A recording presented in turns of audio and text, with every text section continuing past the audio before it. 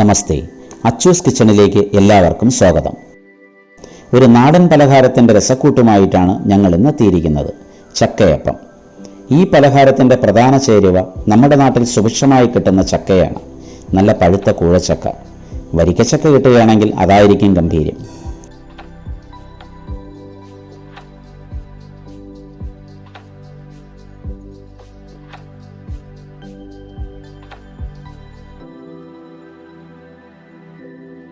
ആദ്യമേ തന്നെ പറമ്പിൽ നിന്നും പുഴുക്കത്തൊന്നുമില്ലാത്ത പൊടിയണിയില അഥവാ വട്ടയില ആവശ്യത്തിന് കരുതുക. ഇനി വട്ടയില കിട്ടിയില്ലെങ്കിലും കുഴപ്പമില്ല, വാഴയിലയിലോ വയണയിലയിലോ നമുക്ക് അപ്പം ഉണ്ടാക്കാം. ചക്കയപ്പത്തിൻ്റെ പ്രധാന ചേരുവക: നല്ല പഴുത്ത ചക്കച്ചുള, കുതിർത്ത് പൊടിച്ച അരിമാവ്, ശർക്കര, ഏലക്ക,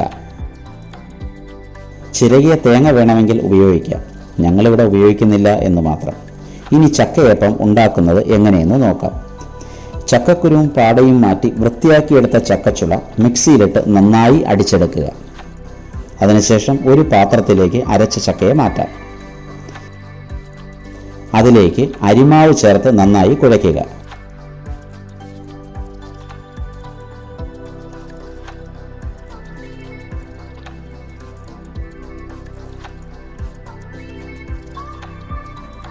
തുടർന്ന് ശർക്കര, പൊടിച്ച ഏലക്ക എന്നിവയും ചേർത്ത് നന്നായി കുഴച്ച് 15 മിനിറ്റ് നേരം അടച്ചു വയ്ക്കാം.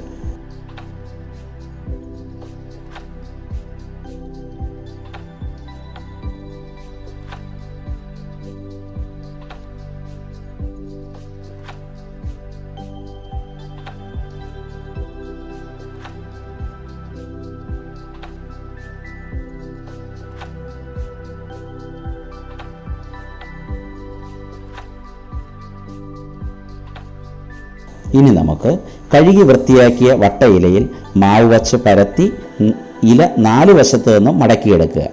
കമഴ്ത്തി വയ്ക്കുകയാണെങ്കിൽ ഇല നിവരാതെ ഇരിക്കും.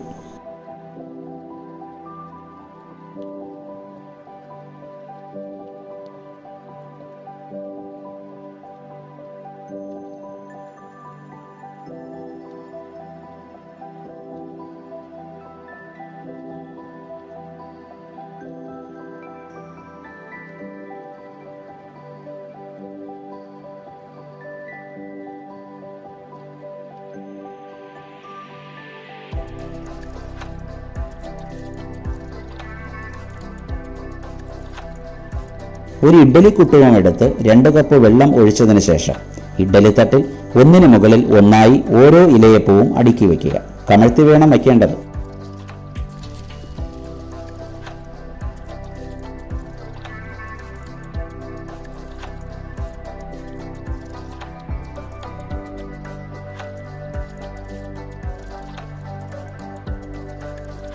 ഇനി ഏകദേശം 25-30 മിനിറ്റ് അടുപ്പിൽ വച്ച് വേവിക്കുക. തണുത്തതിന് ശേഷം ഉപയോഗിക്കാവുന്നതാണ്.